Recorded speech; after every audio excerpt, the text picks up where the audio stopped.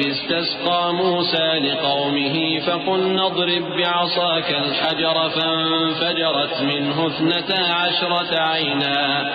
قد علم كل أناس مشربهم كلوا واشربوا من رزق الله ولا تعثوا في الأرض مفسدين